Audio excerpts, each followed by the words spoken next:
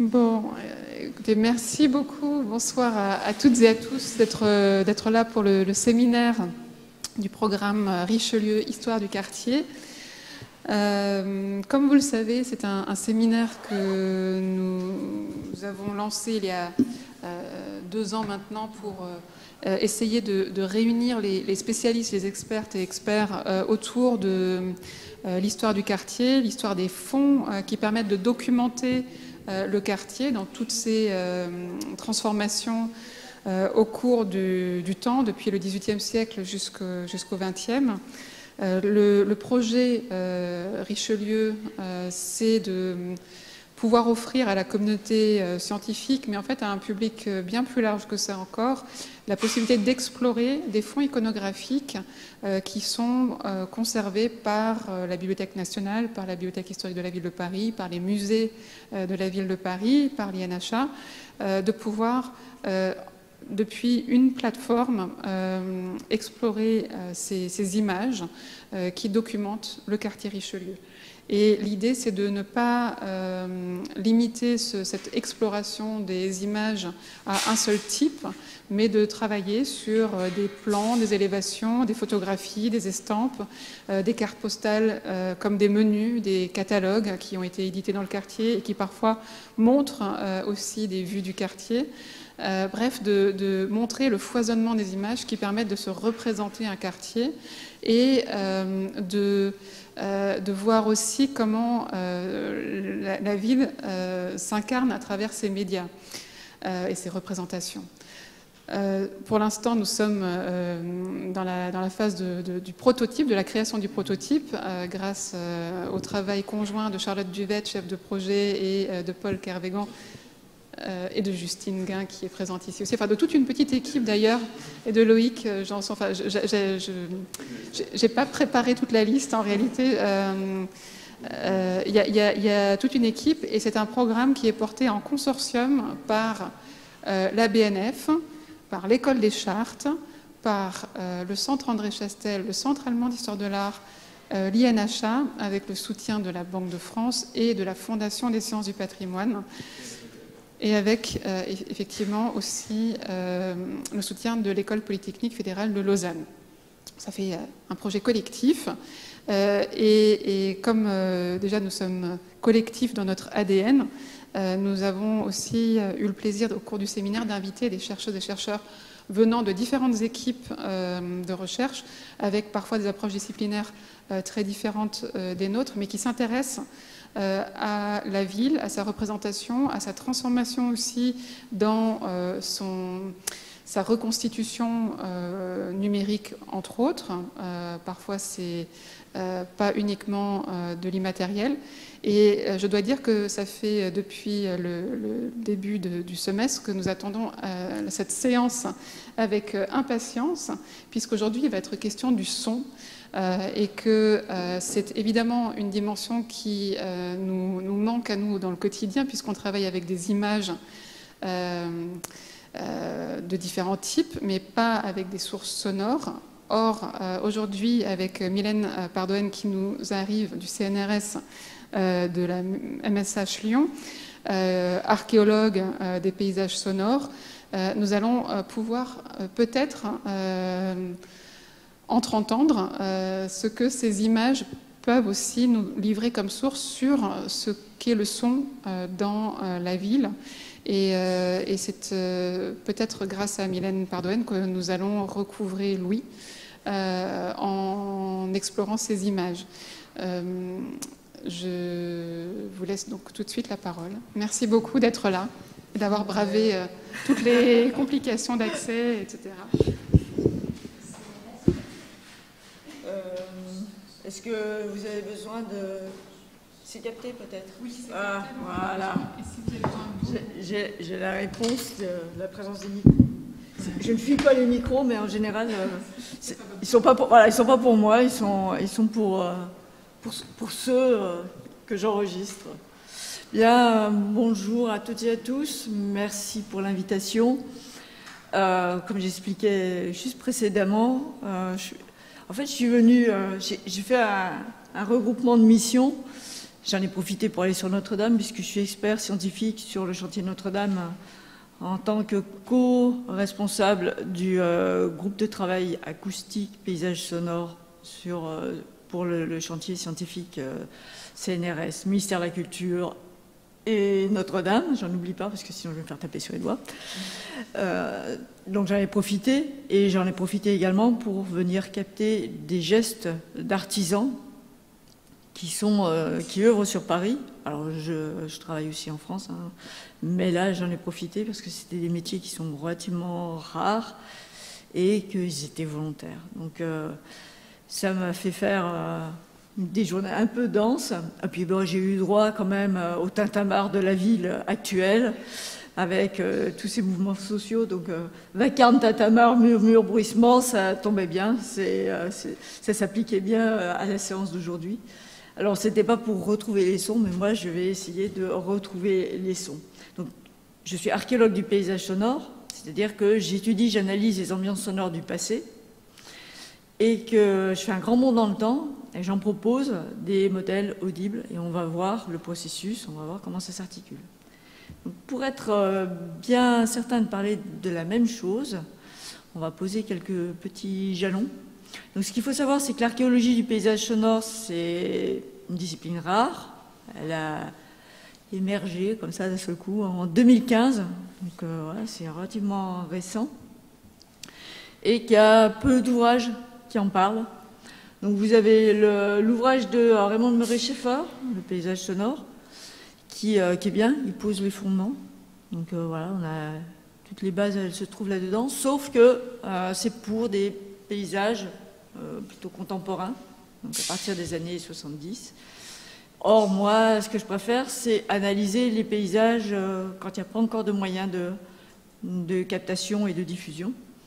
Donc là, eh bien, on va se positionner sur d'autres ouvrages. Donc il y a les ouvrages de Corbin, bien sûr, hein, d'Alain Corbin, qui traitent plutôt de tout ce qui est sensible.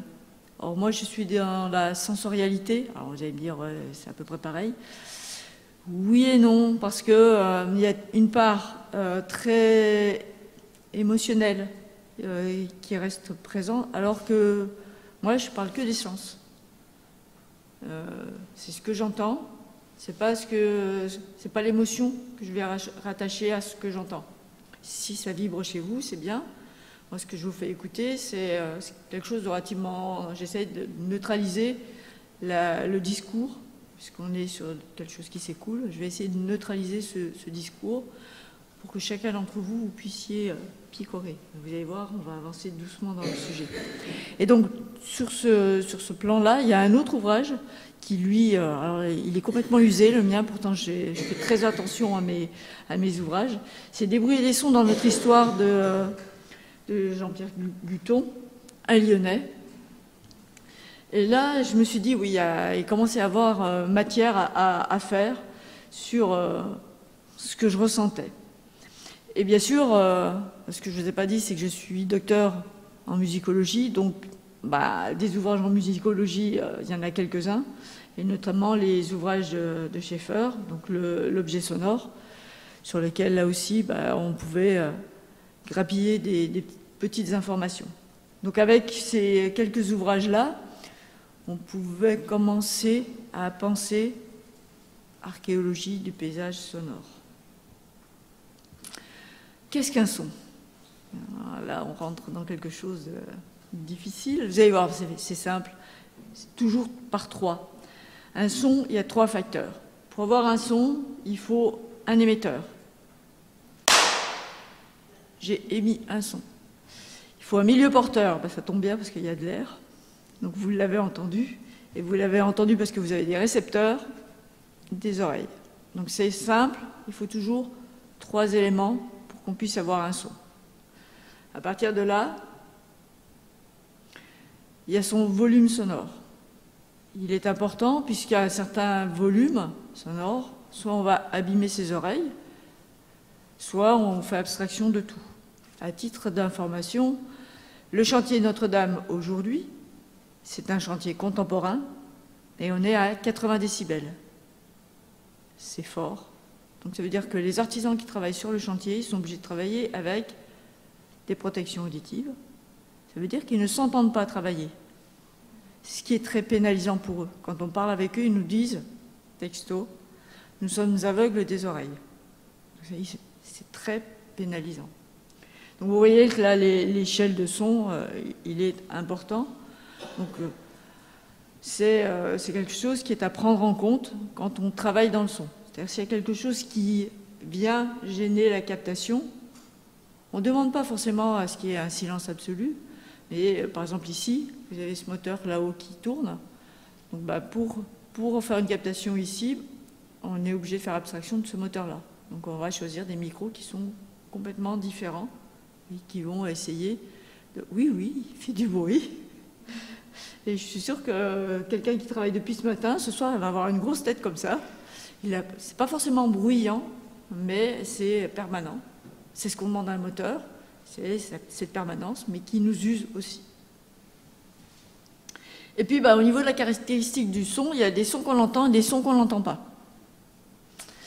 Donc, dans ce qu'on entend, c'est entre 20 Hz et 20 000 Hz. Donc, on est sur une gamme de sons graves, aigus. Et puis, il y a des sons plus graves, comme par exemple ceci.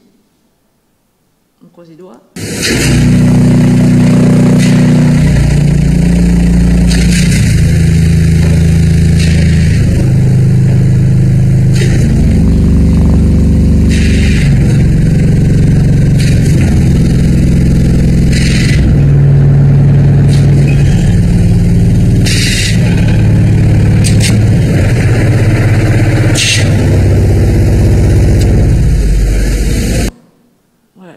Dernier, vous ne l'avez pas entendu, et en fait, vous le ressentez. Ça nous fait comme, au niveau de l'estomac, ça fait quelque chose qui vibre. Donc l'organiste, lorsqu'il met ce tuyau-là, il le met pour faire briller les aigus, tout comme dans la peinture. Hein. Si on veut quelque chose de brillant, on met un fond noir. Si on veut quelque chose de noir, on va mettre un fond clair. Là, c'est pareil, au niveau des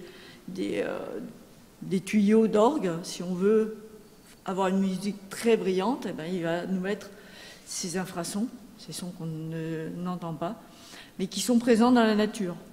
Hier, j'étais à Saint-Germain-en-Laye et on nous parlait de restituer des ambiances sonores d'un tremblement de terre. Et ce qui était frappant, c'est uniquement ce qu'on n'entendait pas, c'est-à-dire au moment où les oiseaux se taisent. En fait, les oiseaux se taisent, pourquoi? Parce qu'eux, ils ont ressenti ça, alors que nous, on a beau être animal au fond de nous-mêmes. Si on fait très attention, on le sent, qu'il va y avoir une secousse sismique. Mais en fait, on ne fait jamais attention. Mais on devrait le sentir parce qu'ici, ça va vibrer. Et les oiseaux, c'est ce qu'ils ressentent. Donc, ils se taisent d'un seul coup parce qu'ils savent qu'il y a du danger. Donc, nous, bien sûr, on est en alerte parce qu'on n'entend plus les oiseaux. Mais c'est déjà un poil trop tard. Donc, tout ça pour vous expliquer que même ce qu'on n'entend pas, notamment dans l'infrason, on le ressent quand même. Et de l'autre côté, eh bien, on a, alors pour ceux qui craignent, bouchez-vous les oreilles, c'est pipistrelles.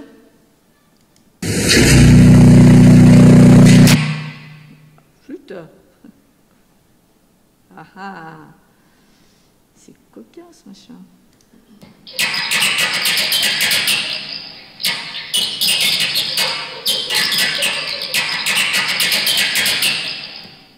Bon, je vous l'arrête tout de suite. Donc les pipistrelles, c'est l'autre côté de la gamme de fréquences. C'est quelque chose de... Là, on a descendu la fréquence pour qu'on puisse l'interpréter, mais on ne les entend pas. Donc, qu'est-ce qu'un paysage sonore? Je vous ai un peu dessiné les contours. C'est quelque chose de très complexe. Pourquoi? Parce que c'est de l'impalpable. Et c'est ça qui est compliqué. C'est de l'espace, du temps, de l'espace-temps.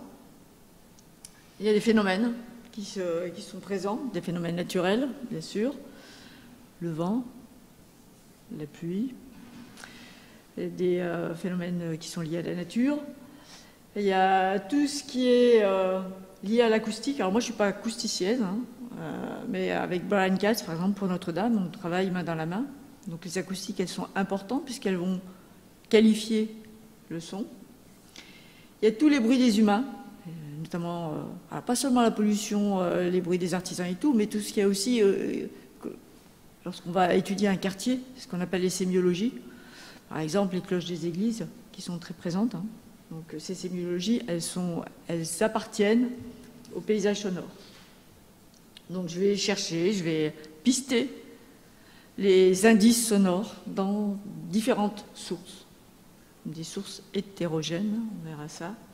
Je pense que Paul serait content parce qu'il se dirait « Oh, super, il y a plein de documents » et il y en a en effet plein. Autant des visuels, autant des textuels, voire des sources mixtes. Et puis on en propose des modèles audibles. Et vous verrez ça vers la fin de la séance. Pour ce faire, alors j'étonne toujours le public, je ne prends pas un papier et un crayon. Je travaille directement avec le même logiciel que mon ingénieur son qui lui aurait dû être présent. Il est absent lui aussi, il a eu un problème et il a dû s'absenter. On a le même logiciel et donc je vais coucher dans le logiciel la petite histoire sonore, puisque je vous ai dit, hein, c'est du temps, d'espace, d'espace-temps, donc je peux pas le bloquer. C'est quelque chose qui se défile dans le temps. C'est un peu comme l'eau sous les ponts. C'est toujours la même, en fait, c'est jamais la même. C'est pareil pour le son. Et lui, il va corriger mes fautes déjà, parce que j'en fais plein. Et ensuite, à deux, on va travailler sur cette fresque sonore, puisque nous, en plus, on spatialise nos sons. Donc hétérographier, c'est quoi? C'est transcender des supports plus académiques, on va dire, et puis leur permettre de transparaître dans un autre support. Moi, c'est Louis, mais j'ai des collègues qui travaillent sur l'olfactif, donc ils peuvent faire des parcours olfactifs, et c'est aussi hétérographié. Et hop, on est reparti sur les trois. Donc encore un triangle, vous allez voir, celui-ci il est un peu torturé. Donc trois parties, trois zones quand je vais travailler sur mes ambiances sonores. La première, c'est ce qu'on appelle la géophonie. La géophonie, c'est tous les bruits et les sons qui sont liés à un lieu. Et en plus, à l'intérieur, on va mettre une petite touche de météo. Pourquoi? Parce qu'un lieu, en général, il y a, par exemple, si on est à Paris, près de la Seine, il y a du vent. Qu'on le veuille, qu'elle ne le veuille pas, il y a toujours du vent. Il y a une petite brise, plus ou moins, elle est là. Donc, géophonie, c'est tout ce qui a trait au lieu. Biophonie, on l'oublie souvent, pourtant elle est très présente. On l'a redécouvert lorsqu'il y avait le confinement. On se dit, oh, il y a des oiseaux dans les villes. Non, non, ils étaient toujours présents. Sauf qu'on est tellement pollueurs qu'ils bougent un peu leurs habitudes. Alors, c'est pas seulement les animaux, c'est aussi les insectes. Parce qu'on les oublie, mais ils font parfois du bruit. Je ne sais pas si vous avez déjà écouté un essaimage. C'est bien bruyant. Et puis, les derniers, c'est bien sûr, c'est nous, les gros pollueurs. L'anthropophonie, c'est tous les bruits et les sons des humains et leurs activités. En fait, on a une pyramide, si on devait la mesurer, c'est une pyramide inversée. On ne fait pas du tout attention à la biophonie, qui est pourtant le socle du travail, un peu plus à la biophonie, et on entend beaucoup le bruit des humains. Alors, vous allez peut-être vous poser la question, oui, bon, d'accord, elle est archéologue du paysage sonore, mais qu'est-ce qui distingue son travail du sound design? Tout simple, je vais vous faire écouter le premier travail que j'ai fait. Je devais être déjà très attachée à Notre-Dame, puisque c'était pour le musée archéologique de la crypte de Notre-Dame, donc juste en dessous de Notre-Dame, qui m'ont appelé un jour en me disant voilà, on vous appelle, on a quelque chose là dans le fin fond de notre musée, on pense qu'il y a quelque chose qui ne va pas. Donc c'est cette salle, cette petite salle qu'il y a là derrière. Ah, c'est de l'autre côté. Hop. Une petite salle que j'aime bien parce que quand je l'ai vue, je me suis dit ah, il y aurait peut-être de quoi faire en effet. Donc c'est très ingrat. Vous avez juste un bout de quai. On m'a dit que c'était un quai, donc je réplique. C'est un bout de quai. Et sur lequel l'Assosystème avait travaillé avec un visuel, mais surtout une bande son. C'est la durée de la bande son, très exactement. soyez pas frustrés.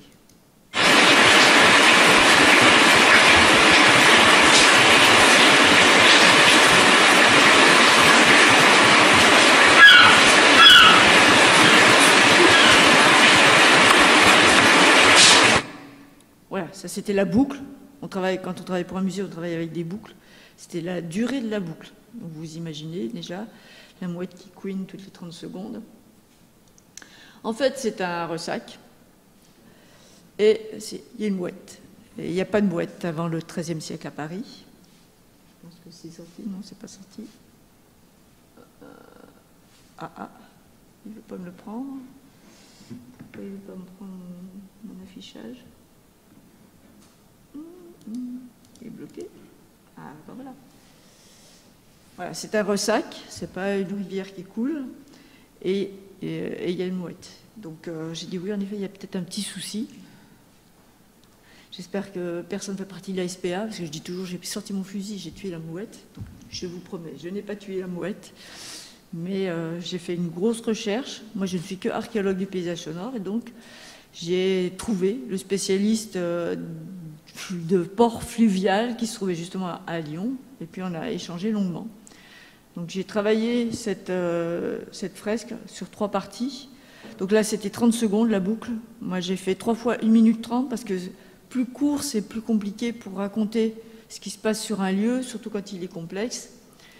Et donc ce qu'il faut bien comprendre, je vais vous faire écouter l'extrait. J'espère qu'il ne sera pas trop fort, sinon je partirai derrière essayer de régler mon ordinateur. C'est un port avec 3 zones. Il y a une zone de débarquement des marchandises, il y a une zone de marché de gros, on pourrait le qualifier comme ça, il y a des transactions tout le long, et puis une zone de transactions plutôt de détail, et donc ça a fait une boucle. 3 fois 1 minute 30, aujourd'hui, les visiteurs restent 1 cycle et demi. Pour tout expliquer, c'est qu'il y avait avant de la documentation, mais les gens restaient sur le bord, ne comprenaient pas trop ce qui se passait, ils regardaient comme ça, bon d'accord, et puis ils s'en allaient. Aujourd'hui, ils rentrent dans le lieu, ils vont consulter la documentation, et il reste 1 cycle et demi, donc plus de 4 minutes. Allez, on y va pour l'écoute, si j'y arrive. Est-ce que... Non, il ne veut pas me le faire, ok. Peut-être là, j'ai plus la main.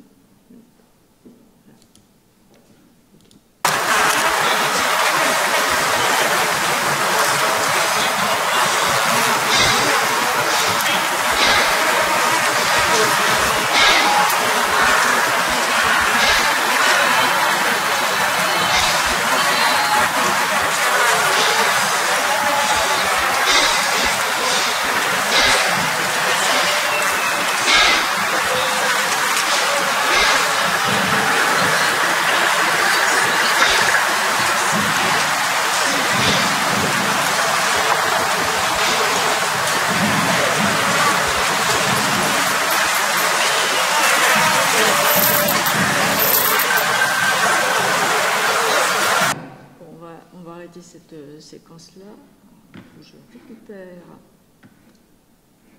mon PowerPoint. Il est derrière. On va y arriver, là, vous allez voir. Et on va essayer de faire son torticolis. Alors, la souris. Oui, mais c'est la souris que j'ai perdue cette fois-ci. Ah, elle est là. Elle est là, elle est là. Ah, bah oui, on va y arriver. Ah oui, il a fait un doublé, une extension d'écran. Je ne sais pas ce qu'il a fait. Alors, il faut que je retourne ma souris. Voilà. Voilà, super. Vous allez voir, je vais finir. Experte sur le... Donc voilà, j'ai pas pu tuer la mouette qui était dessinée, puisqu'on ne peut pas toucher le visuel de Dassault Systèmes. Mais la différence, c'est qu'il a fallu retrouver les bruits et les sons de ce port fluvial.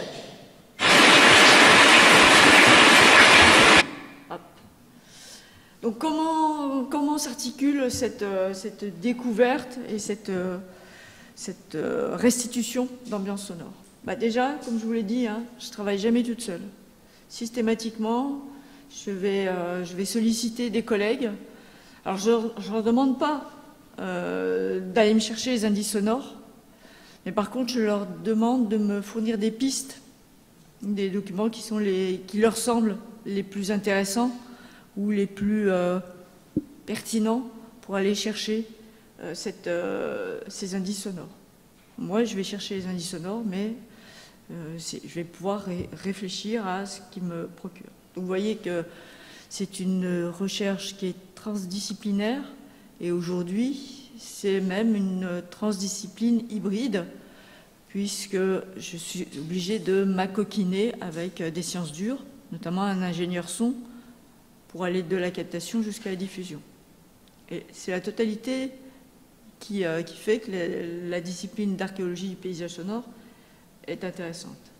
Moi, je suis peanuts dans l'histoire. Je suis toute petite, mais j'ai besoin de tout le monde. Alors, pourquoi travailler sous cette forme-là? Parce que, initialement, mon objectif, c'était de proposer au musée un produit, une fresque sonore qui réponde à leur attente. J'ai eu l'opportunité de travailler pour le musée des Invalides, et là, j'ai eu la grande surprise de me dire pourquoi les musées ne mettent pas du son. Et chaque fois, j'avais une réponse qui était simple, c'est on ne veut pas de Walt Disney. Ce qui n'est pas forcément évident pour savoir ce qui est du Walt Disney, pas du Walt Disney, mais de fil en aiguille, j'en ai vu plusieurs, des conservateurs, et j'ai fini par comprendre qu'ils avaient une mission scientifique qui était très importante et il ne fallait pas y déroger quelque part. D'où l'idée du paysage sonore. Si je veux fournir à un musée, le musée n'a pas souvent les moyens de se dire on va faire une salle immersive. C'est fun, mais bon, ils n'ont pas les moyens. Donc on est obligé de répondre à leur attente.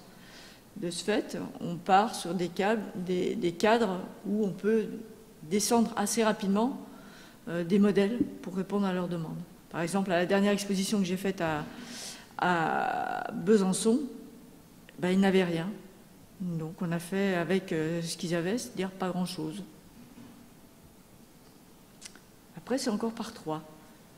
Première chose, une fois qu'on a la demande qui est faite, c'est délimiter des périmètres. Pas trop grands, parce que contrairement à ce qu'on pense, il y a foison d'informations. Donc on délimite un périmètre géographique, on délimite un périmètre temporel, même si on est dans l'histoire. Je sais que c'est du temps long, mais il y a quand même des choses qui évoluent dans le temps. Donc il ne faut pas faire d'erreur ou d'anachronisme. Et après, on délimite aussi un périmètre de diffusion. Vous comprendrez par la suite pourquoi tous ces périmètres. Donc tout ça, ça part d'une collecte de documents hétérogènes qui vient nous amener à produire du son. Parce que dans le passé, on a beau chercher, avant 1870, voire 90, on n'a pas de possibilité d'enregistrer et de diffuser du son. C'est ce qui m'intéresse, mais c'est parfois compliqué. Donc la fouille du passé, elle se déroule comment? Déjà, comme je vous l'ai dit, on va délimiter un périmètre. Donc moi, dans ma grande folie, sur mon premier projet, le projet Bretaise, je m'étais dit, nickel, je vais faire tout Paris.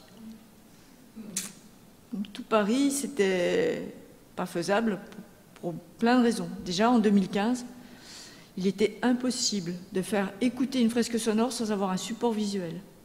On a fait des grands progrès, je vous assure. Donc là, je suis allée voir des graphistes en leur disant moi je fais que du son. Et le graphiste m'a dit non mais tout Paris, impossible. Donc on va réduire la zone. Et donc on a choisi cette zone-là. Alors c'est quoi cette zone? C'est la zone autour du Grand Châtelet, une zone qui fait à peu près 80 hectares. Pourquoi je l'ai choisie? Parce qu'elle représente 80% des scénarios qu'on pouvait trouver dans une ville. Je vous rappelle que dans ma pensée, je voulais travailler pour un musée. Donc pour un musée, on peut tomber sur n'importe quel cas de figure. Donc il faut essayer, comme il n'y a rien qui existe, il faut essayer de modéliser pour avoir au moins un fil conducteur, créer ces outils. Donc voilà, là, j'avais 80% des scénarios, donc je savais que je pouvais avoir des ambiances complètement différentes et que je pouvais les agencer. Donc quand j'ai travaillé sur Bretèze, le résultat, c'est 70 ambiances sonores qui s'enchaînent les unes aux autres, qui représentent ce quartier qui est riche. On a des artisans, on a des volailles, on a des marchés, voilà, il y a plein de choses, hein. On en parlera tout à l'heure. Et quoi qu'il en soit, en plus, au niveau acoustiques, c'est pareil, c'est intéressant. Il y a le Grand Châtelet, il y a des voûtes, super. Vous avez des ponts habités, nickel. Voilà. Hop. J'avais mon scénario pour y aller. Comment je fais? Je vais utiliser plein de sources. Toutes les sources. En fait, toutes les sources sont bonnes. Je ne sais pas comment vous avez travaillé sur Richelieu, mais toutes, elles sont bonnes. Mais vraiment toutes. Regardez, là, j'ai... Alors, bien sûr, la littérature. J'ai mis le tableau de Paris parce que, en fait, quand j'ai lu le tableau de Paris et quand j'ai eu le plan Bretèze, ça a fait... paf, une étincelle. C'est bon, j'ai trouvé mes sources.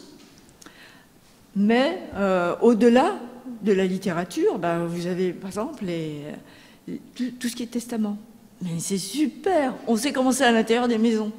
S'il y a des tapis, s'il y a des miroirs, s'il y a des vitres.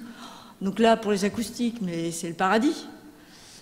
Les PV de police. Mais ça vous narre Paris par le menu. Hein. Je ne vais pas vous le dire. Vous avez lu les ouvrages d'Arlette Farge, donc voilà, c'est super. Et puis alors, tout ce qui est administratif. Alors, là, c'est carré. Hein. À tel endroit, il y a telle surface. Super. Et il y a telle personne qui travaille. Cette personne-là, elle fait ce métier. Bon, qu'est-ce qu'on fait? On tire le fil. Il fait ce métier, ok, on va chercher quel est le métier, si c'est bien le métier auquel on pense, parce que parfois, il y a des métiers qui changent de nom. Il faut dire ce qui est. Si on a le métier, on trouve les outils. Si on trouve les outils, on trouve l'artisan. 3 fois rien. Voilà. Donc la première chose que je fais, c'est vraiment aller chercher les sources primaires. Pour moi, c'est ce qui est le plus intéressant. Alors parfois, je me fais quand même aider et je vais chercher aussi les sources secondaires de mes collègues qui me permettent d'élaguer un peu le sujet.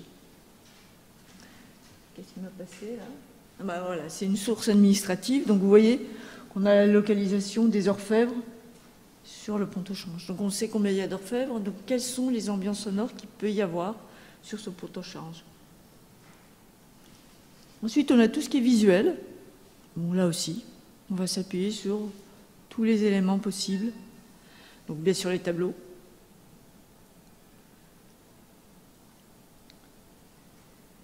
Et les objets du quotidien. Donc quand on a un tableau, c'est comme pour une source textuelle. Ce qu'il faut penser, c'est que dans un tableau, comme on n'a pas d'appareil photo à l'époque, le peintre, il n'a que son tableau pour expliquer. Je vais repartir un peu en arrière, si je peux, voilà. Par exemple, sur le tableau de Naudet, le peintre, il a mis des activités qui ne pouvaient pas se dérouler en même temps. Donc on est obligé de retracer quelles sont les périodes sur lesquelles les activités vont se dérouler au moment où nous, on veut travailler. Et c'est pareil pour le texte. Quand on prend un texte, il y a toute une part émotionnelle qui est présente, donc on va regrouper les informations pour savoir ce qui se passe très exactement. Moi, je vais ressentir des choses que vous ne ressentirez pas sur un même fait. Si on a à le retranscrire, si je dois prendre un papier et un crayon, si je fais un effort, je prends un papier et un crayon, on aura différents témoignages, mais pas sous la même focale. Là, c'est pareil. Donc on va expliquer ce qui se passe. C'est le dessin qu'il y a tout en bas. On a des articulations qui se font et on est obligé de dépioter quelque part ces tableaux pour savoir ce qui se déroule réellement à un moment donné. Et puis on a tous les objets du quotidien qui sont aussi très utiles. Et puis on a tout ce qui est, moi ce que j'appelle documents rares ou mixtes. Donc par exemple, les devis de travaux.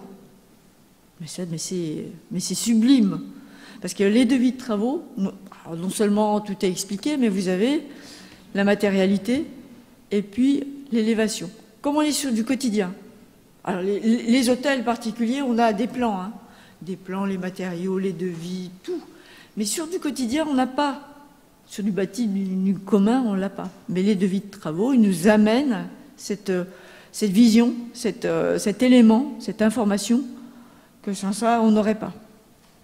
Et puis, vous voyez que vous avez les devis, enfin, le document qui est juste là à côté, qui sert de carnet pour les cocher.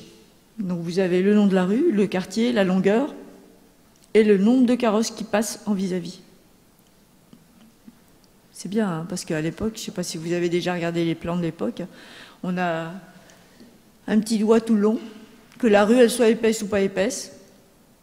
Alors, c'est à relativiser aussi, hein, parce que c'est le nombre de carrosses qui passent en vis-à-vis dans la partie la plus étroite. Il n'y a pas d'alignement. Donc quand j'ai fait le calcul, les premiers plans triangulés qui apparaissent au 19e siècle, moi j'ai 10 cm d'erreur. Donc on ne se trompe pas trop. Et donc après, il faut chercher les erreurs. Alors, ce ne sont pas des erreurs, attention, c'est simplement une projection qui est faite à un but bien déterminé. Ces deux plans ont été tirés à peu près en même temps. On a Bretèze en haut et on a la baie de la Grive en bas. Ce qu'on note assez rapidement, c'est qu'il y a un problème. Bretèze met un quai, là où de la Grive met rien. On va regarder un peu plus. Ah ben il met rien du tout, il met de la berge avec des petits points. En fait, le quai va apparaître beaucoup plus tard, 1803. Et en bas, c'est le quartier des Pelletiers. Il faudra très longtemps pour les déloger de ce quartier-là, parce qu'ils sont relativement puissants et puis ils négocient dur. Et donc c'est une berge avec des maisons sur pilotis. Donc, sur la période sur laquelle on va travailler, il n'y a pas de quai. Et c'est pareil pour chaque élément sur lequel on va buter.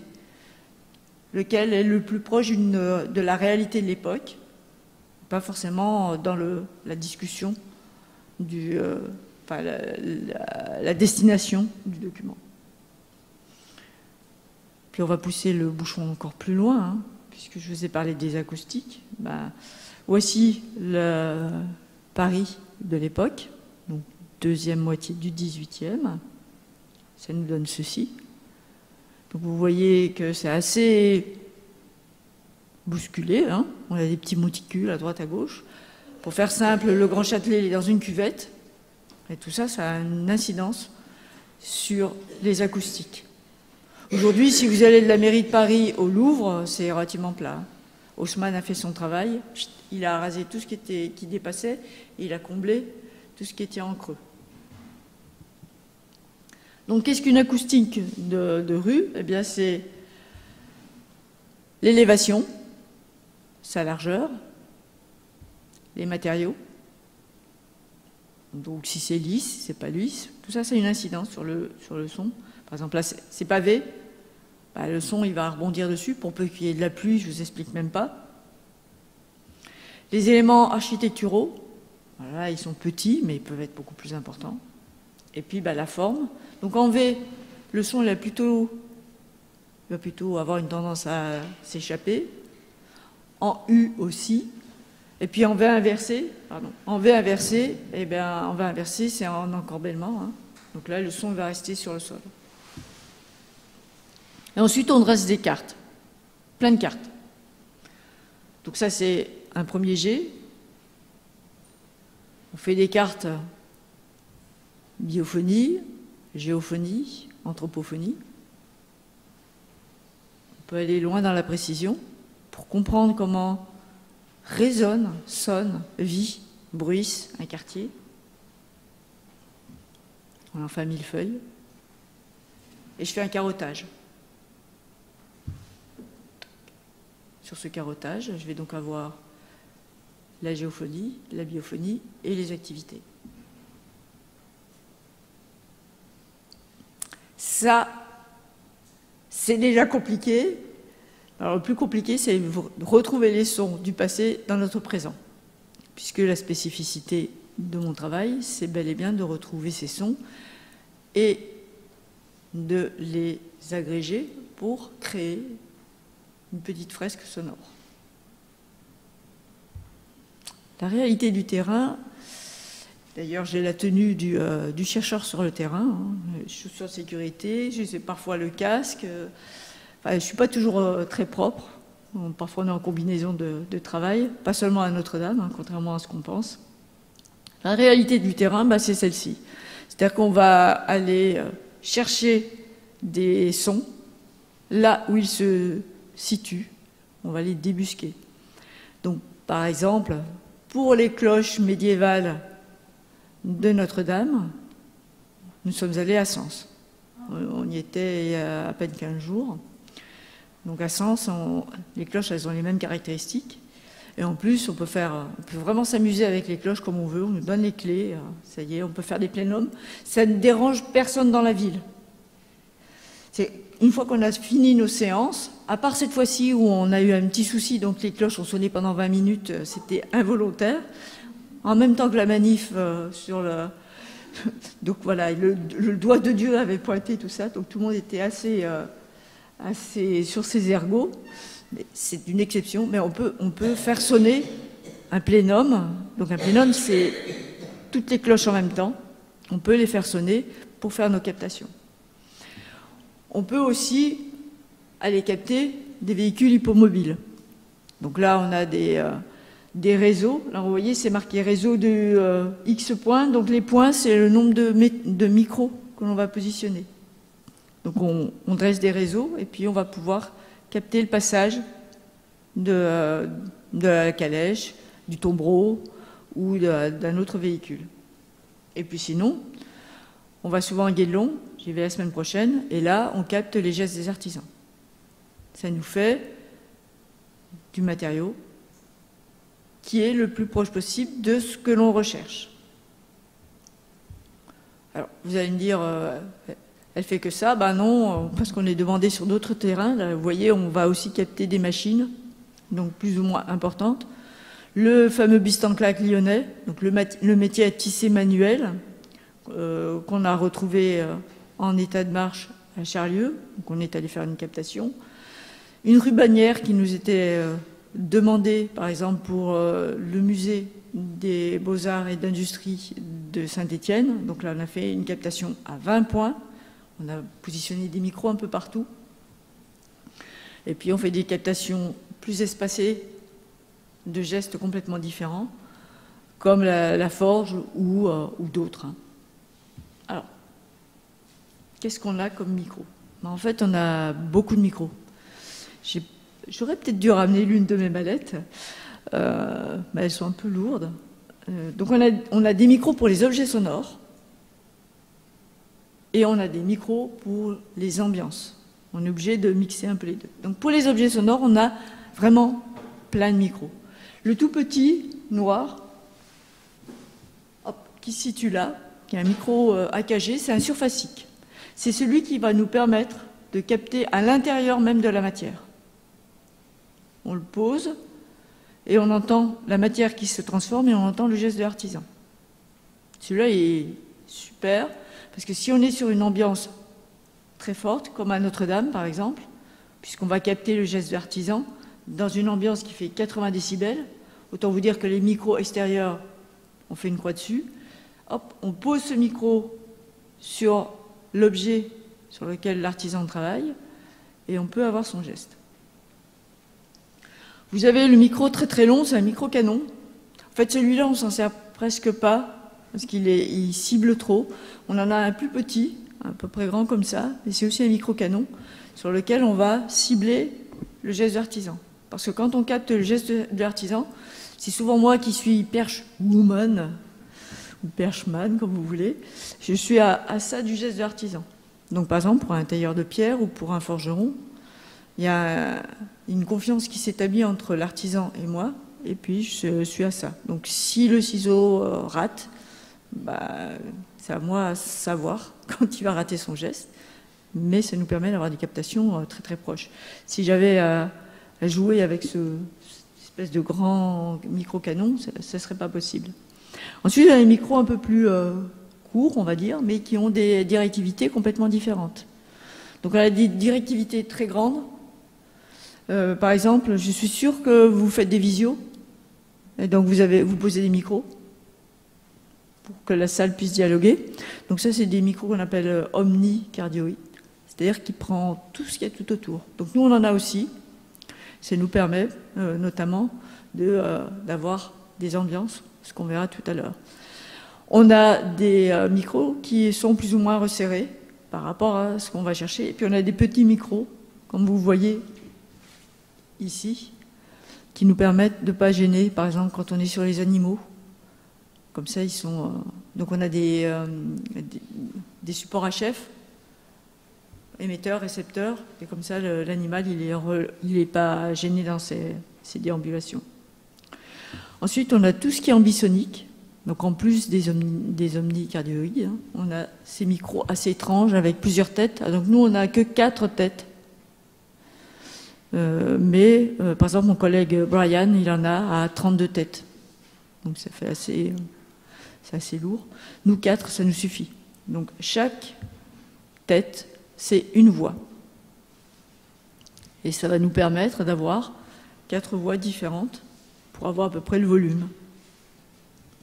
Mais ce qu'on préfère réellement, pour nous, c'est mieux, c'est travailler en couple, c'est-à-dire 2 micros de même sensibilité, de même directivité, qu'on va travailler, qu'on va diriger en couple.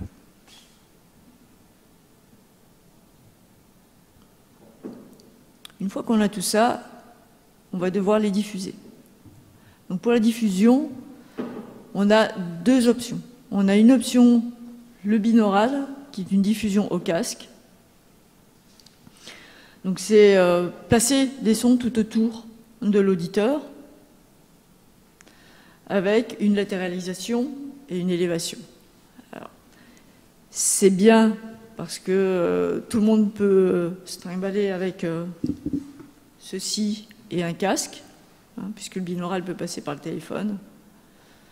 Sauf que c'est pas forcément bien parce qu'il y a des gens qui n'aiment pas le casque, il y a des gens qui n'entendent pas le binaural. Donc nous, ce qu'on préfère avec Martin, c'est l'écoute collective. En plus, là, on ne peut pas partager. On reste seul avec son écoute. Alors c'est bien parce que ça pollue peut-être pas le voisin, mais en fait, il y a des fois, on aime bien partager. Parce que le voisin, il a son ADN sensoriel avec son écoute personnelle, et il peut entendre des choses que nous, on n'a pas forcément ciblées avec notre oreille, puisque l'oreille, elle passe son temps à filtrer. Donc nous, ce qu'on fait, c'est WFS. C'est quoi WFS? C'est ce qu'on appelle du front d'onde. C'est des objets sonores qui vont se promener tout autour de vous. Et on est vraiment très très proche de la réalité. Donc on a de la chance, on a vraiment eu beaucoup de chance, j'ai négocié dur. J'avais mes enceintes et j'ai réussi à avoir une salle dédiée, une toute petite salle à dédier, et on a voilà, 42 enceintes en élévation. Donc vous en avez en haut, en bas, et puis tout autour. Et dans cette salle-là, eh bien aujourd'hui, on peut travailler et faire écouter en immersion collective. Alors là, on peut être que 6, parce que la salle est toute petite, mais on peut faire des immersions beaucoup plus grandes. Par exemple, sur une salle comme ça, on peut faire une installation avec un peu plus de haut-parleurs. On l'a déjà fait. Et on peut faire des jauges de vin. Et c'est vraiment très intéressant, puisque chacun peut confronter son audition, son ouïe. J'ai entendu ça, et on peut aller très très loin. Se pose toujours plein de questions. Vous en posez sans doute, parce que vous dites, ouais, il y a peut-être des choses qui ne vont pas. Moi, je m'en pose tous les jours. Je m'appelle le matin, Martin me dit, il faut que tu arrêtes de te poser des questions. Mais c'est ça le challenge. C'est avoir des questions et pouvoir y répondre, trouver des solutions. Et on en a tous les jours. Alors, comment passer de la trace à une possible réalité? Quelque part, je trouve un indice dans un ouvrage. Comment je le fais? C'est-à-dire comment je donne du corps à l'intangible, à l'immatériel. Oui, c'est difficile. Ça sera toujours difficile. Il y a toujours le paradoxe du le son que j'enregistre, c'est le son d'aujourd'hui, alors que je vais vous raconter une histoire du passé. Bah oui, mais c'est pas du cinéma, c'est pas du bruitage, c'est pas du sound design. Donc, on prend beaucoup de recul.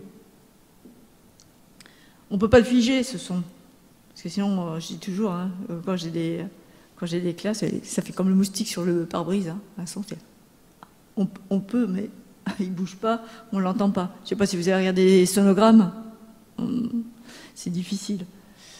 La question, c'est son authenticité de ce fait, puisque c'est un son d'aujourd'hui et je vous dis que c'est un son du passé. Alors, pour être certain qu'on soit le plus proche possible d'une possible réalité, on fait attention que les gestes et les outils correspondent bien à l'époque sur laquelle on va travailler. Par exemple, lorsque je vais à Guédelon, là je vais être à ma 8e campagne, eh bien il y a des sons de ma première campagne que je sais qu'ils ne sont plus sur la période sur laquelle je veux travailler, parce que eux aussi travaillent dans le sens, on veut retrouver les gestes et les outils, et ils ont amélioré, enrichi leurs gestes. Quelles sont les limites? Déjà, la limite, elle est technologique. Hein.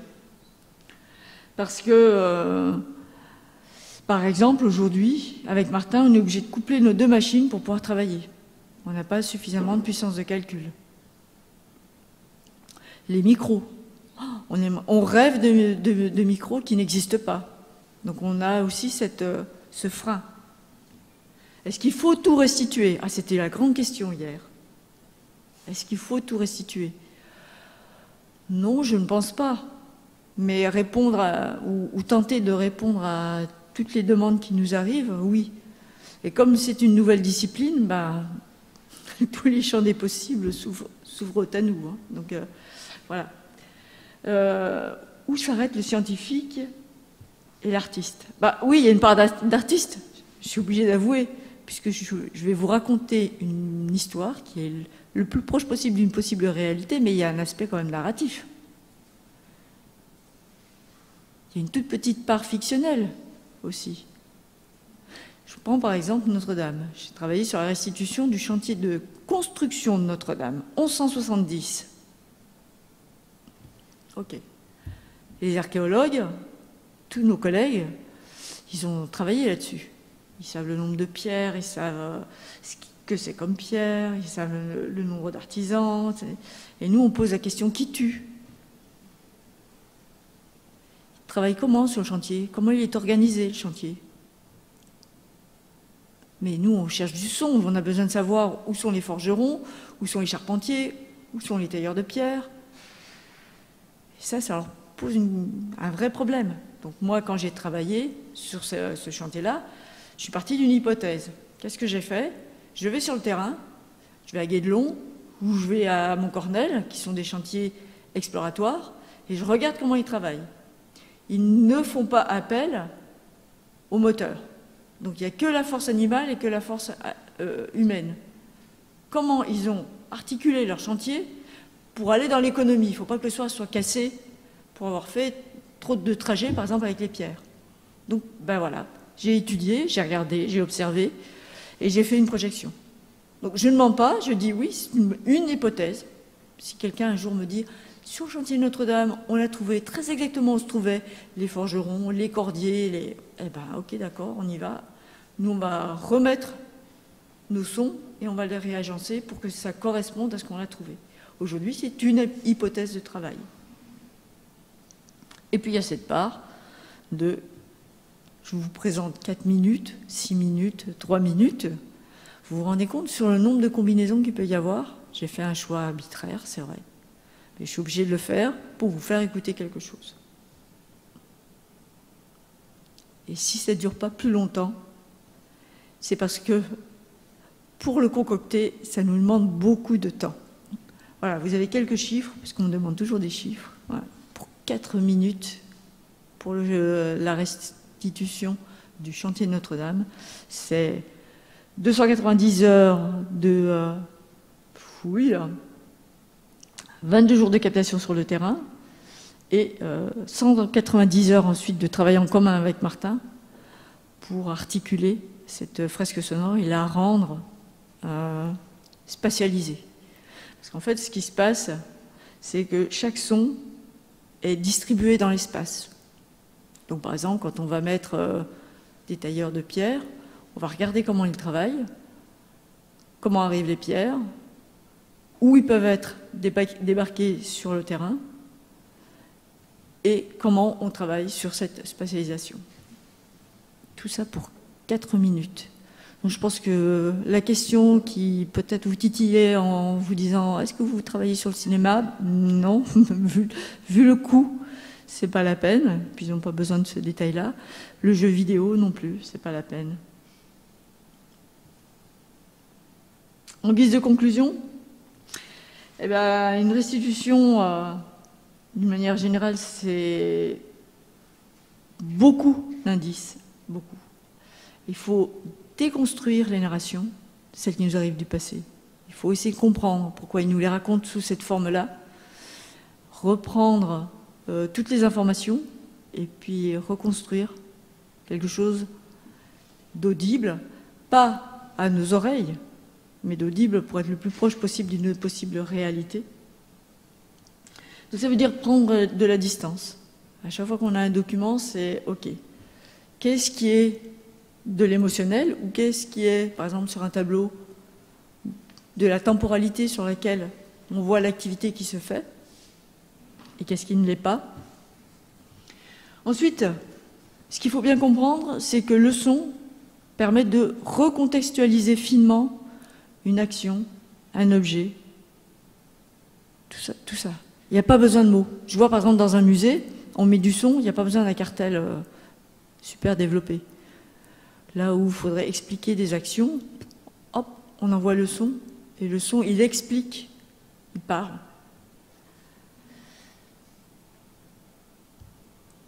Par contre, il faut rester vigilant. Pourquoi? Parce qu'il faut toujours faire un juste équilibre entre la narration et le fictionnel. Même si on fait très attention, parfois on aimerait, même moi, parfois je me dis « Ah oui, d'accord, bon, ben, je ne m'imaginais pas ce son comme ça ». Donc l'imagination reste toujours très prégnante. Donc ce qu'il faut savoir, c'est qu'avec Martin qui n'est pas là, on maîtrise la totalité de la chaîne de production. Si vous me donnez une mission, je vais vous dire « Ok, d'accord, je vais chercher les informations ». On va essayer de comprendre les articulations, on va aller chercher les sons sur le terrain et on va vous proposer de l'écouter. Je suis sûre que je vous ai mis en appétit, donc vous pouvez suivre nos aventures dans un carnet de recherche. Alors, pourquoi le carnet de recherche? Pourquoi pas un livre? Pourquoi pas... Ben, parce qu'un livre, maître du son, je crois qu'on n'a pas encore trouvé. Ça serait bien, mais ça n'existe pas. Et puis, le temps de publication fait que nos travaux vont très très vite. Donc, ça devient assez rapidement obsolescent et c'est très frustrant pour le chercheur. Donc, on a réfléchi longuement à savoir quel média, quel support utiliser pour être au plus proche de nos recherches et pouvoir le diffuser. Et c'est le carnet de recherche qui est le plus intéressant. Donc là, vous avez tout type de résultats. Ça peut être très méthodologique, ça peut être des résultats sonores, ça peut être de l'événement, hein, quand on a quelque chose qui est événementiel. Et donc comme j'ai été invitée dans le cadre d'écouter, d'entendre Paris, ben, c'est ce qu'on va faire. On va écouter Paris. J'aurais pu, même si on a le temps après, je pourrais vous faire écouter juste Notre-Dame, mais là c'était Paris. Donc ce Paris du XVIIIe siècle, c'est ce quartier que je vous ai fait plus ou moins visiter avec cette présentation. Donc ces 70 tableaux qui vont s'enchaîner les uns aux autres. On va être parachuté sur l'apport de Paris, qui est un marché plein vent, avec ses spécificités. J'espère que ça ne sera pas trop fort. Donc ensuite, sur cette place, vous allez avoir sur votre gauche, parce qu'il y a un visuel, hein, sur votre gauche, vous avez la grande boucherie. Sur votre droite, vous passerez à côté d'une fontaine. Pas d'eau, pas de gaz, pas d'électricité. Donc bah, on boit la fontaine, l'eau de la fontaine. On va s'enfoncer un peu dans la place de marché. Il y a un endroit où il y a énormément de mouches. Pourquoi? Parce que vous avez la tréperie sur votre gauche. Vous avez également un marché aux poissons de bord. La petite rue qui s'appelle Pierre aux Poissons. Hein, on va passer sous le Grand Châtelet. un endroit voûté. On va traverser une rue pour rejoindre la pointe du pont au change. Au bout de cette pointe au change, sur votre gauche, si vous faites bien attention, vous avez des métiers à tisser. Il y a un bonnetier qui travaille à cet endroit-là. Et là, vous allez débarquer d'un seul coup sur une rue relativement bruyante. C'est la deuxième rue la plus bruyante qui traverse Paris. La première étant le pont Neuf.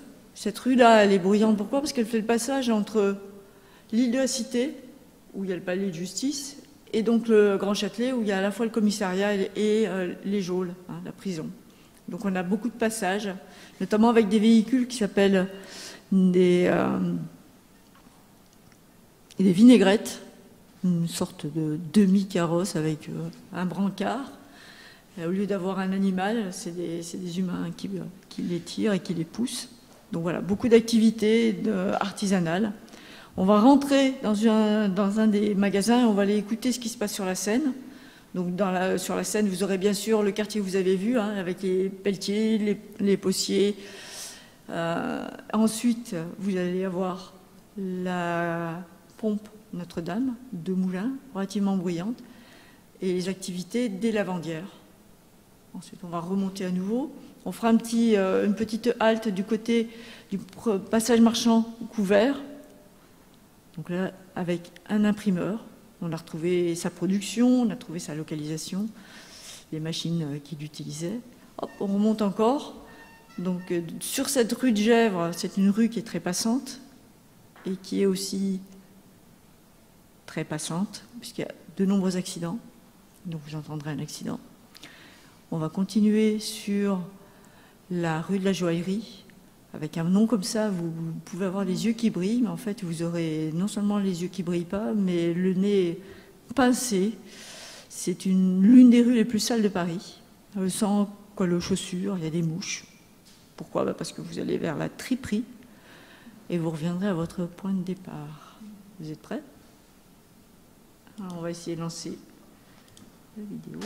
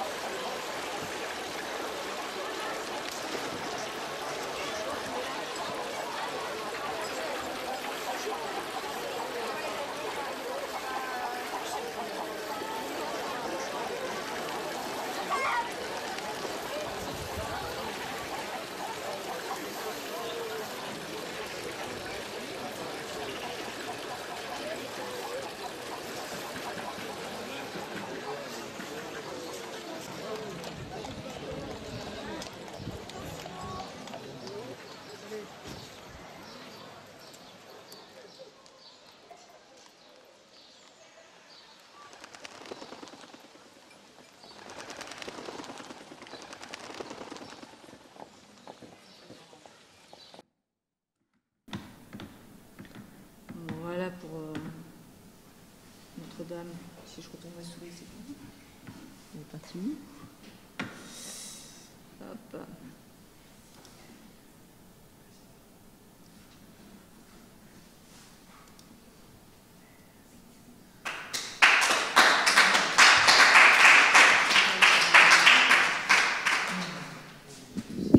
Merci, merci beaucoup, merci infiniment. Je rappelle d'ailleurs que ce projet vous a valu la médaille de cristal du CNRS en 2020. C'est vraiment absolument vertigineux en fait, de pouvoir imaginer là en 6 minutes ce que ça représente comme recherche et comme superposition en fait de réflexion. Bon, voilà, donc, mais là, c'est que la 16e version, c'est la 19e, c'est pour faire la spatialisation. Mais elle est toujours remise à jour. Mais je pense qu'il va y avoir pas mal de questions. On peut... Oui. J'aurais peut-être une question pour commencer. Comment il faut imaginer votre sonothèque? On connaît les matériothèques. Vous faites des enregistrements de sons, vous allez faire du terrain en permanence. Vous avez une multitude de fichiers sur votre ordinateur. Qu'est-ce que ça devient? Est-ce que c'est une sonothèque qui ensuite est rendue accessible? Est-ce qu'il y a une sorte de archive du son telles qu'on les connaît plutôt venant de l'anthropologie ou de l'ethnologie et qui aujourd'hui sont entre autres hébergés par le CNRS? Mais vous, ce que vous faites, c'est quand même peut-être un peu autre chose. Et comment est-ce qu'en fait vous gérez cette multitude de sons? C'est relativement compliqué. Déjà, vous avez 50% de l'équipe, donc quand on est sur le terrain, on n'est pas ailleurs, et quand on est ailleurs, on se pose pas ces questions-là. Donc les fichiers, pour l'instant, ils sont sur nos disques durs, et pour nous, ça commence à créer un vrai problème, un double problème. Il y a un problème juridique, parce que comme c'est pas du son habituel, on rentre dans aucune des catégories. Donc, pour le CNRS, c'est un gros sujet d'interrogation sur ces fichiers-là. Ensuite, on a commencé quand même, on a mis les choses à plat, parce que jusqu'à présent, on nommait un peu... donc, on a une nomenclature qui est établie. Donc, depuis quelque temps, on a quand même réfléchi à la nomenclature. Le stockage, quelque part, c'est plus compliqué, parce que nous, on ne peut pas avoir de l'archivage. Donc, par exemple, Humanum, ça ne fonctionne pas, puisque on peut pas. Nous, on jongle avec nos sons. Donc, je prends, je joue. Donc, Humanum, c'est plutôt pour quelque chose qui ne vit pas, qui va être archivé jusqu'au bout. Nous, on jongle trop avec nos sons. Donc là, c'était aussi, c'est un peu coincé. Ce que je cherchais, moi, à faire établir, c'est le lien entre justement ces sons et puis toute la documentation qu'il y a autour, parce que ce que je vous ai pas montré, c'est que quand on a un son, alors sur un son, on peut avoir des films, parce qu'on fait des vidéos, on fait des photos, on fait des croquis, j'en ai peut-être avec moi, puisque j'ai dû créer tous mes outils, donc voilà, vous voyez peut-être pas, mais voilà, on fait plein de... Ça, c'est une fiche de captation sur Notre-Dame. Là, voilà, donc on a ici, on met les micros, on met les voix pour pouvoir s'y retrouver ensuite, parce que sinon, il y a des fois, même nous, on se dit est-ce que c'est ce micro-là ou est-ce que c'est pas ce micro-là? Donc tout est noté. Là, j'ai pas de... Mais des fois, j'ai des dessins. Regardez. Ça, c'est pour un projet pour les horloges. Donc, avec plein de challenges. Donc on fait... Voilà. Donc tout ça, c'est à archiver aussi. Et nous, ce qu'on aimerait, c'est avoir ce que j'appelle, moi, une banque de données agile. Quant au son... Alors le son, nous on les a séparément, on fournit les sons aux artisans, parce que c'est donnant-donnant, ils acceptent qu'on vienne les titiller là, pendant une demi-journée, et c'est pas toujours, même si on n'est pas intrusif, beaucoup moins intrusif que la télévision ou que la radio, c'est donnant-donnant, eux ça peut leur servir, mais nous on fournit jamais des sons tout seul, sauf si un chercheur vient nous voir en nous disant voilà je travaille sur la pierre, j'ai besoin de la pierre. mais c'est que de chercheur à chercheur. Pour tout le reste, on ne fournit que des fresques, des agrégats de son. Parce qu'un son, il a cette spécificité qui titille l'imaginaire et on peut faire croire n'importe quoi. Je peux vous faire écouter un son de la chaux qu'on est en train de tuer et vous dire, ben voilà, moi j'étais sur l'Etna et j'étais au plus proche et j'ai pris la lave en fusion parce que ça a fait ce bruit-là. Donc autour d'un son, il y a toute une documentation qui fait que le son par lui-même, ben, c'est déjà une matière, mais nous on documente ce son-là. Donc c'est compliqué, c'est très compliqué. Alors, est-ce qu'il y a d'autres questions? Moi, j'ai beaucoup de questions, mais on va peut-être laisser la parole à d'autres personnes. Colin? Bon. Non, mais en général, quand on travaille dans le son, ça reste sans voix. Pardon, du coup, j'en profite. Déjà, là, ce que vous disiez sur la façon dont vous documentez vos sons, c'est extrêmement intéressant. Aussi sur la façon dont vous nommez vos fichiers. Parce que je pense que la question du vocabulaire du son n'est sans doute pas fixée. On le voit pour des domaines où pourtant on a une terminologie qui devrait être complètement stabilisée, comme les descriptions pour des objets d'art ou des œuvres d'art, où en fait actuellement nous travaillons à normaliser le vocabulaire de la technique et des matières, ce qui est... Voilà. Pour le son, il y a pas de. Alors autant pour l'acoustique, tout a été bien posé. Pour le son, c'est tout neuf. Et personne ne s'est posé la question de savoir comment décrire un son. Alors nous, on pique un peu à tout le monde, hein, j'avoue, mais tout comme j'ai piqué pour les outils, puisqu'il n'y avait rien qui existait. Mais il n'y a rien qui est établi. Et le pire, c'est quand on nous dit, on commence à nous parler d'ontologie. Parce que là, nous, on est morts de rire. Enfin, non. On devient jaune parce qu'on ne peut pas répondre sur ce vocabulaire qui n'existe pas. C'est très compliqué. C'est compliqué de qualifier un son. Parce que pour moi, il peut être boisé, mais pour le voisin, il peut ne pas être boisé, il peut être cuivré, il va être sec, il va être... donc c'est très, très, très, très compliqué. On ne peut même pas dire, comme pour une note de musique, c'est dans cette octave-là. Puisque la spécificité d'un objet sonore, d'un son, c'est il n'y a pas de fondamental et d'harmonique. C'est un agrégat de fréquences. Donc c'est hyper compliqué. C'est des champs hein, qui s'ouvrent. Hein. Si vous êtes volontaire pour travailler dessus, venez. Pardon, je suis désolée pour les Larsen. Mais parce que du coup, comme nous, on explore des matières aussi très, très, très diverses, hein, entre les photographies, les estampes, les dessins, comme je disais tout à l'heure. Tout est sonore. Hein. Exactement, tout est sonore. Et je me demandais, en vous écoutant, est-ce qu'on serait capable d'indexer le son sur les images?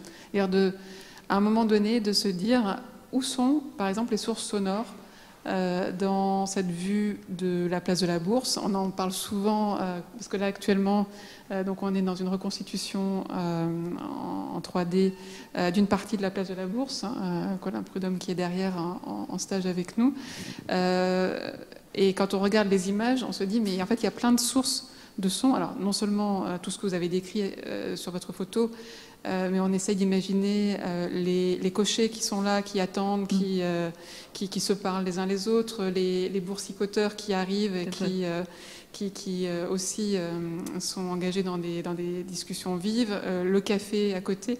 Enfin, il y a un nombre infini de sources sonores. C'est ça. Alors sur une photo, il y a des sources qu'on peut localiser, et puis il y a toutes les porosités.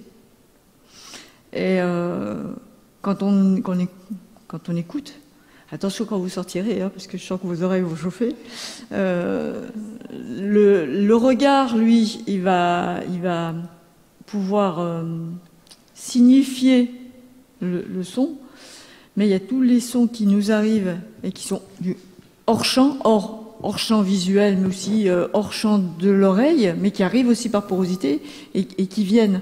Donc quand on a une place de la Bourse, par exemple, vous avez les activités qui se passent sur la Bourse et puis toutes celles qui arrivent du lointain et qui viennent quelque part polluer mais pour moi, c'est enrichir cet espace-là. Donc, c'est pour ça qu'il faut recouper toutes les informations. Et quand j'étudie une zone, eh bien, si j'étudie ça, enfin, je vais restituer cette zone-là. En fait, voilà, le périmètre est très, très large. C'est ça, oui. Il n'y a pas que les cloches. Par exemple, là, dans ce que je vous ai fait écouter, il y a un moment où il y a les effluves du marché aux fleurs, parce qu'on sait que le marché aux fleurs, on l'entend, pourtant il est situé beaucoup plus loin. Donc tous les témoignages sont bons, à partir du moment où ils sont recoupés, et permettent d'enrichir le lieu, autre que les activités du lieu. Qui sont déjà, ça permettrait déjà de faire pas mal de choses, hein, mais... Alors moi, une autre question, c'est vous parliez un peu de texture, vous avez cité aussi Pierre Schaeffer, et du coup, justement, pour le travail de restitution, est-ce qu'on travaille plus à partir de l'authenticité de la source, disons, ou est-ce qu'on travaille plus à partir de la texture, justement, comme vous en parliez, en disant que tel son a telle sonorité qui pourrait correspondre à tel espace ou à tel travail, etc., et que du coup, on va mélanger des sons de différentes sources? Ou est-ce qu'on reste dans une authenticité de la source, vraiment? Alors, par exemple, pour un tailleur de pierre, c'est le tailleur de pierre qui m'intéresse. Et les captations qu'on fait, on les fait de manière à ce qu'il n'y ait pas de qualification acoustique. Ce qui fait que, par exemple, là, pour Guédelon, on va faire une campagne de relevé acoustique pour pouvoir les requalifier en fonction de Guédelon. Mais quand on travaille sur Notre-Dame, nous on travaille avec l'acousticien et on le requalifie avec les acoustiques que lui nous restitue. Et ben, il le qualifie en fait. Le son n'a pas tout à fait la même saveur. Un tailleur de pierre, si on le met, si on le prend à Guédelon, quand on fait une captation sur Guédelon, si on fait une captation large, la personne qui travaille avec Guédelon sait que c'est Guédelon. Si on lui dit, si on présente un tailleur de pierre de Montcornel, elle dit non, c'est pas chez nous. C'est encore pire que ça, parce que même sur Guédelon, ils peuvent dire non, mais c'est Stéphane là, qui tape ou qui taille. Donc ça veut dire qu'il y a une signature de la gestuelle, du geste, qui se transmet par le son. Et justement, là-dessus, une autre question que j'avais aussi, c'est comment est-ce qu'on peut savoir, du coup, si une activité, si déjà même dans l'espace ça change, comment est-ce qu'on peut savoir si une activité telle qu'on l'enregistre aujourd'hui correspond au son qu'elle faisait à l'époque, même si on reste dans une démarche historique de reprendre les gestes historiques, les matériaux historiques, etc. Est-ce qu'il n'y a pas des changements qui ont pu avoir lieu et qui sont non documentés? Alors, systématiquement, il y aura des changements. Oui. D'accord. Ne serait-ce que parce que il reste des traces de pollution, une pollution sonore. Hein. Par exemple, à Guédelon, on a une application qui nous permet d'éviter les avions. C'est 3 fois rien, mais c'est beaucoup. Même si on a des micros qui sont très ciblés. Donc, tous les critères contemporains, on ne peut pas les enlever. C'est pour ça que je l'ai bien dit, hein. C'est le paradoxe, c'est qu'on fait une captation contemporaine, mais sur des gestes du passé. Pareil pour les arbres.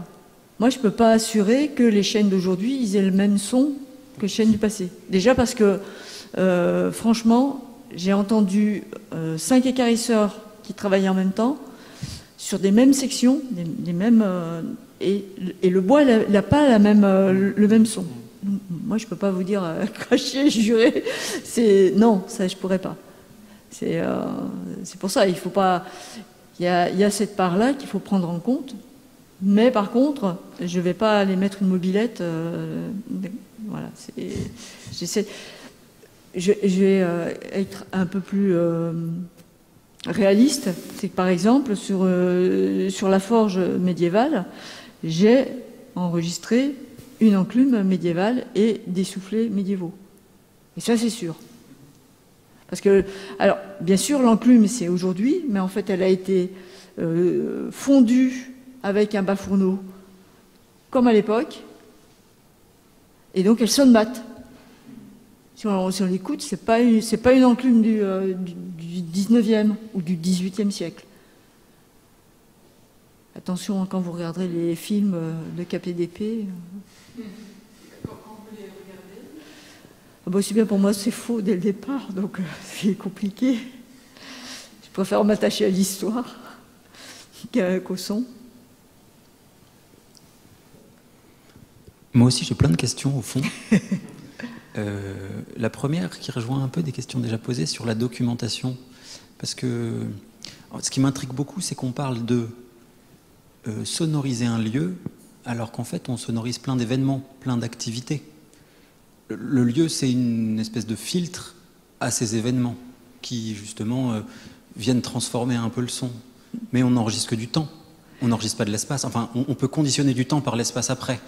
Mais donc, ma question au fond, c'est comment est-ce que ces enregistrements-là, et ces superpositions, ces compositions, elles sont documentées pour qu'on comprenne les activités, les événements qui ont été réunis et qui, dans ton travail, font le lieu. Parce qu'en fait, c'est ça, c'est une espèce de tissu qui produit un lieu par toutes les activités et tous les événements qui s'y produisent. Tout à fait. C'est par la documentation. Il n'y a que par la documentation. Alors, oui, on enregistre, on sonorise un lieu. Mais le lieu devient sonore parce qu'il y a des activités. Sinon, on n'est que dans la géophonie. Donc, ça, c'est ce qu'on peut faire. Et la géophonie, c'est... Parce que le silence, il n'existe pas, hein. C'est le vide sidéral. Là, je me suis un peu écharpée avec une collègue qui a voulu faire un podcast en disant « Oui, mais j'ai recréé des machins, j'ai mis tes sons. » Déjà, ok, d'accord. Et puis, je lui dis « Dans le fond, il y a quoi ?» Ben non, mais ça... Ben, je lui dis « Mais non, mais c'est pas possible. Il y a toujours un fond de sauce. S'il n'y a pas de fond de sauce, ben, la cuisine, elle n'est pas bonne. Donc, il y a toujours un fond. Le fond, c'est la géophonie. Donc, les lieux, ils ne sont pas silencieux. Donc à partir du moment où les lieux ne sont pas silencieux, on peut déjà, par la géophonie, les sonoriser. Et au-dessus, on va mettre toutes les couches nécessaires pour leur donner une densité. C'est la densité qui fait la différence entre j'ai juste mon petit micro puis je vais enregistrer. C'est que nous, on travaille avec des objets. Donc c'est pas un petit micro où on enregistre, où le rendu il est plat. Moi, si je vous fais écouter dans ma salle où j'ai mes 42 enceintes, avec toutes les couches qu'on a mis, on a mis des couches comme ça, on a mis des couches comme ça, on en a mis de partout, vous allez me dire, ah oui, on est proche d'une réalité, oui.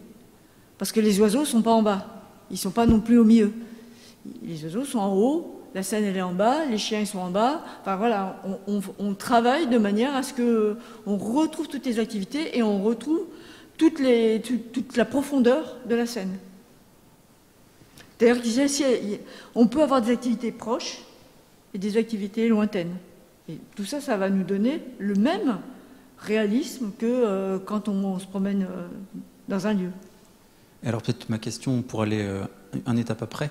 Est-ce que tu as publié des data papers avec justement, je sais pas, le détail des activités que tu veux représenter dans la scène, liées à des enregistrements. Enfin, tu vois, comment est-ce que nous on comprend ton travail dans le détail? Comment est-ce qu'on peut le lire?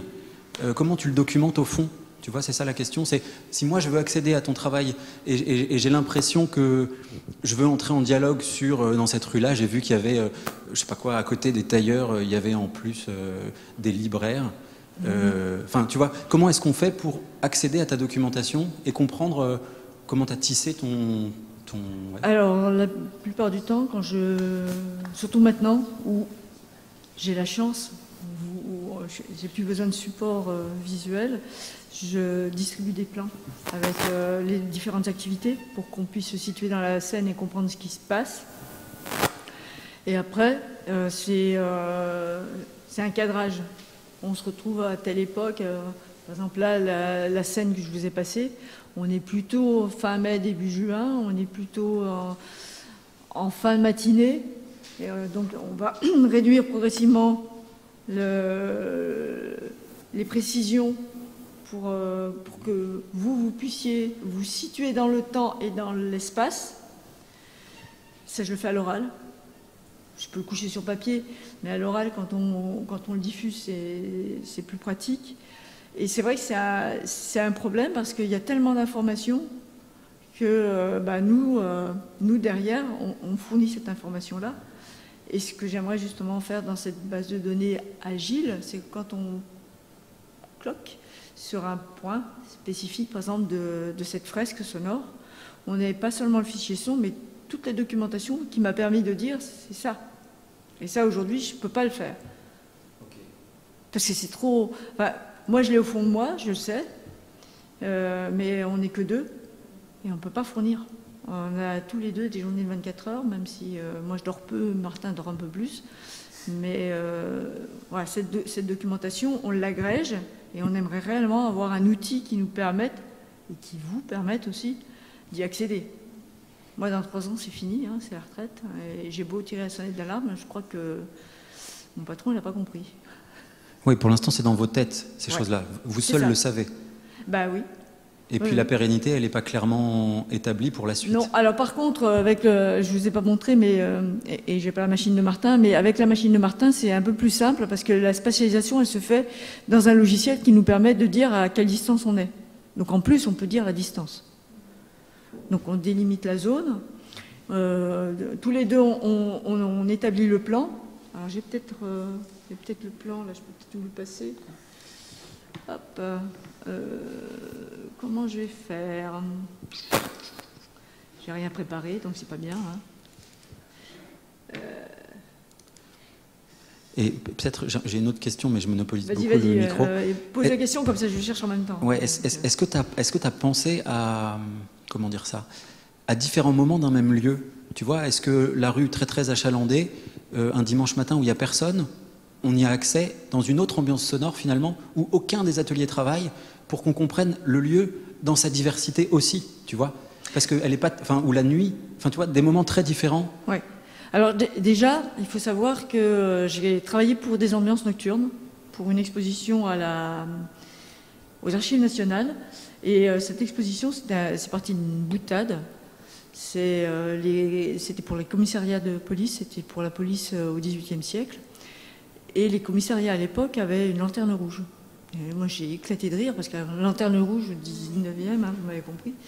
Et c'est parti de cet éclat de rire en se disant, bah, après tout, ça peut être intéressant de restituer le commissariat avec la lanterne rouge et d'avoir son ambiance sonore nocturne.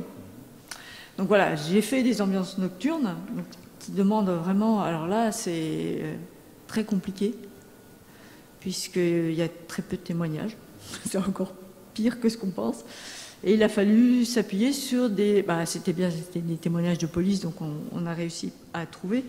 Mais il n'y a que par là où on a réussi à retrouver des éléments pour restituer cette ambiance nocturne. Alors, je vais faire ça, si j'arrive à trouver ça. Tac. On va trouver des choses... Tac.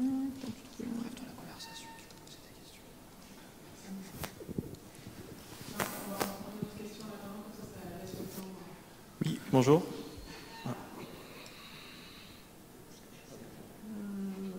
Comme ça. Posez votre question, hein. C'est pas parce que je regarde.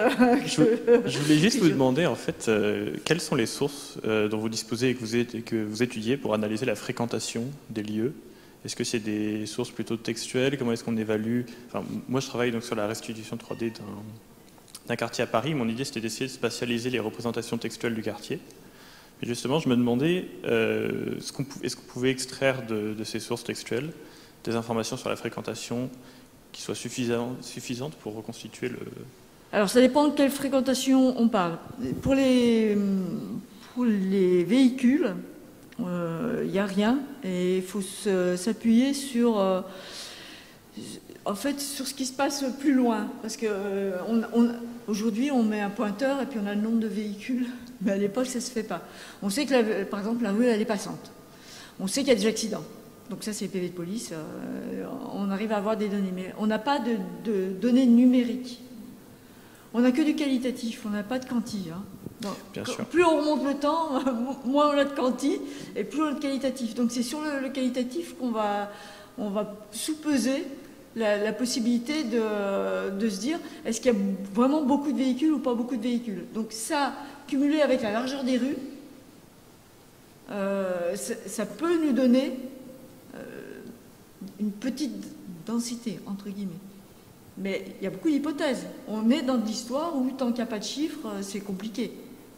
Mais c'est ça aussi qui fait la beauté. Pour le personnel, après, c'est les registres. Avec, sur ces registres, on a l'emplacement des métiers. Et avec un peu de chance, on peut avoir s'ils ont des artisans, pas d'artisans, s'ils ont des compagnons, pas de compagnons, s'ils ont des arpètes, pas des arpètes. Donc ça nous permet de savoir le nombre de personnes qui travaillent à l'intérieur. Pour la foule, c'est plus compliqué. Est-ce que c'est un lieu de passage ou pas de passage? Donc par exemple, pour le pont au Change, c'est un lieu de passage. Pourquoi? Parce que d'un côté, on a le palais de justice et de l'autre côté, on a le commissariat et les geôles. Donc le passage, il se fait. Et par exemple, si vous avez eu l'occasion de vous appuyer sur des textes, par exemple, je sais pas, moi, je pense au tableau de Paris de Sébastien Mercier ou des choses comme ça, pour essayer de venir... Alors lui, par contre, il n'y en a pas beaucoup des comme lui, mais voilà. Si vous pouvez trouver sur les journaux intimes, ça on trouve pas mal d'informations. Ok, très bien, merci. Bon, alors voilà pour, par exemple, Notre-Dame. Donc ça, c'est un schéma, mais alors complètement hypothétique, puisqu'il n'y a pas de disposition sur un chantier. Mais c'est un schéma sur lequel on s'appuie en fonction des activités qui sont censées se dérouler à ce moment-là. Donc on a trouvé que, par exemple, le palais épiscopal était construit en concomitance avec le chevet. Donc il n'y a que le chevet de Notre-Dame en 1170. Donc comme c'est en concomitance et que ce qui use le plus les corps en portage, c'est tout ce qui est taille de pierre et tout ce qui est maçonnerie. Quand on a regardé à Guédelon, c'est ce qui est le plus proche du bâti. Donc on les a mis à ce moment-là, à cet endroit-là. Qui plus est, les ponts sont en bois. Donc les pierres, elles ne vont pas arriver par les ponts. Et beaucoup de pierres ou les bois arrivent par le fleuve. Donc on fait arriver les pierres par ici. Vous voyez qu'ici, en bleu, là, c'est la Seine à l'époque médiévale. Et ici, en marron, c'est le cas aujourd'hui. Donc juste pour vous donner une idée de ce qui a été gagné en terre sur le fleuve. Les pierres, elles arrivent ici, et les bois, elles arrivent par là, parce qu'ils suivent le fleuve, ils descendent le fleuve. Alors que les pierres, même si elles vont pas arriver par là, parce qu'il y a un monticule qui va gêner le trajet, donc on les fait arriver plutôt par là. Donc ça nous permet d'avoir une idée des activités autour de ce chantier, en sachant qu'il y en a aussi à l'intérieur, et qu'il y en a également, puisqu'on en a fait deux, on a fait celui-ci, on a fait celui en face du parvis. Donc tout autour de Notre-Dame, sauf de l'autre côté, puisque c'est urbain, mais tout ce côté-là, il y a des activités. Là, actuellement, je travaille sur le chantier de restauration par Viollet-le-Duc. Je fais la même étude.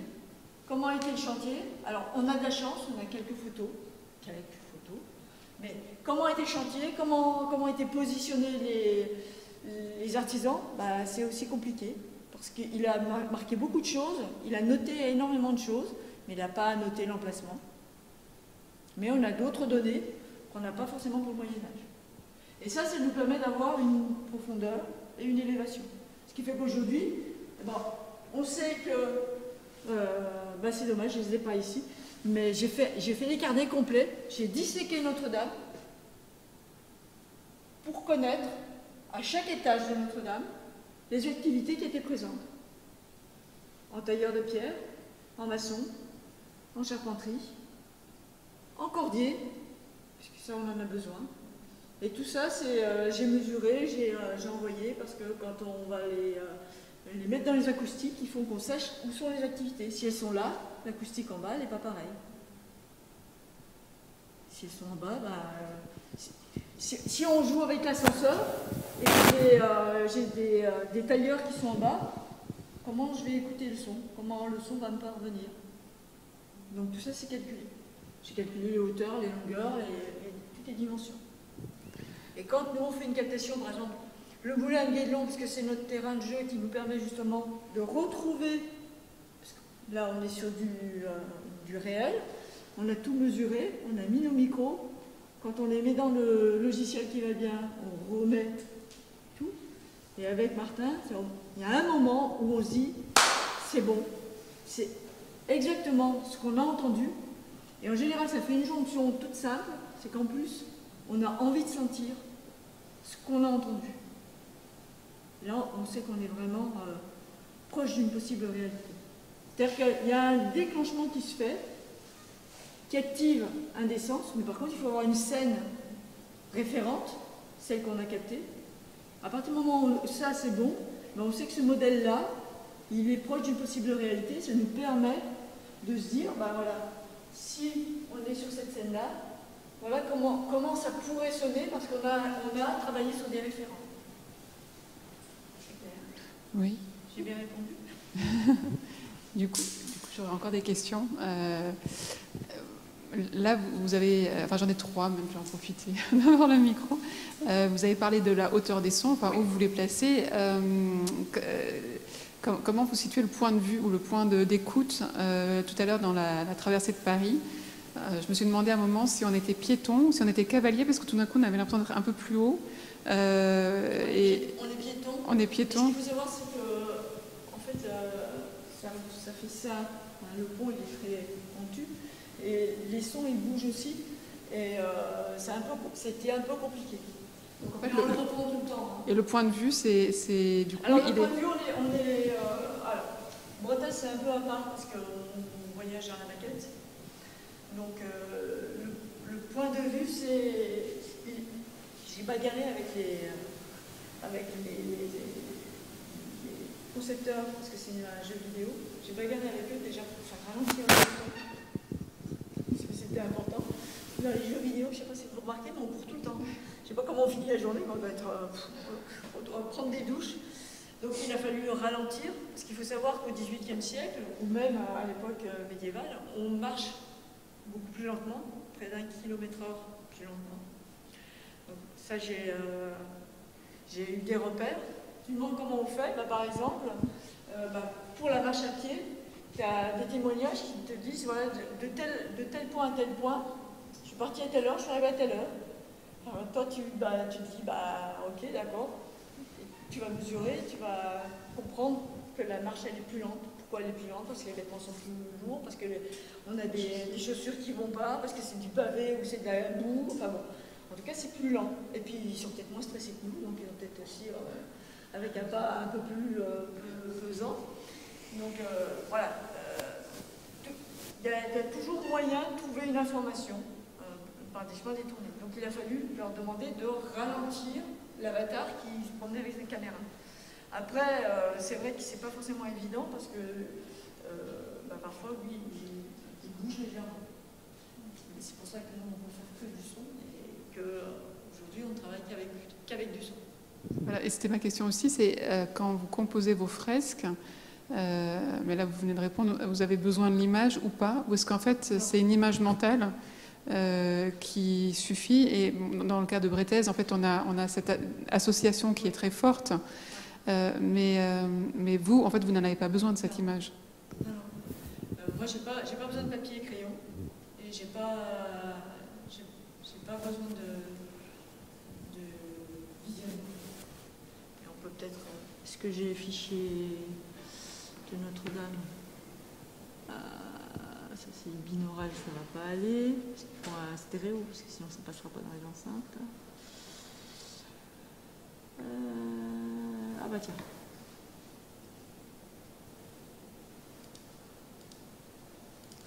Allez.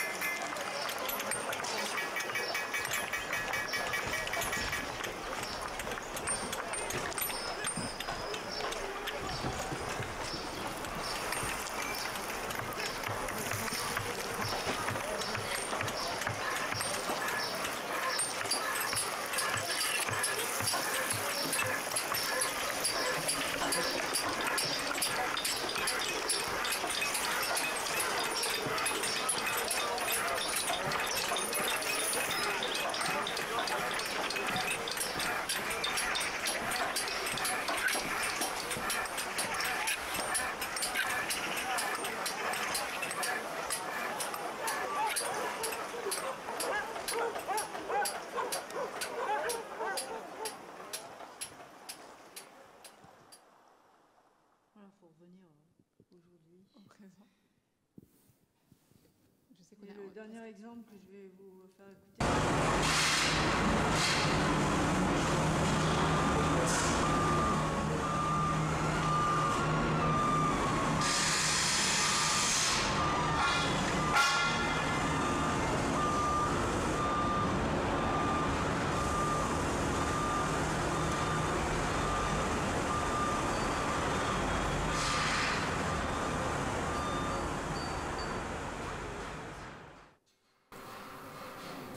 Ça, c'est quand on prend la même séquence, mais avec le mini-CMIT, donc le petit micro-canon. Donc on entend encore l'extérieur.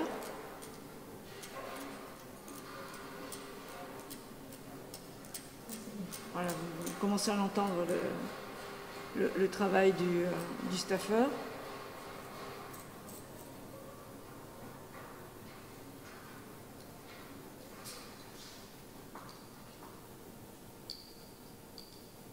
Et voilà, nous, ce qu'on leur apporte.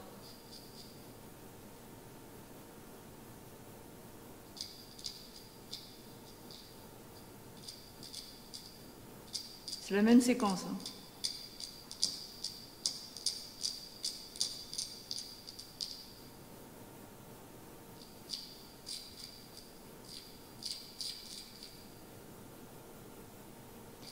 L'immatérialité de la matière.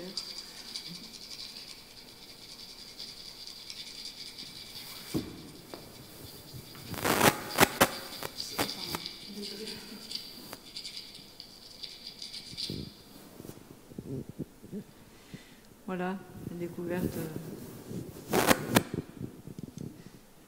Merci beaucoup. Merci beaucoup. Vraiment, c'était tout à fait fascinant cette plongée dans le son.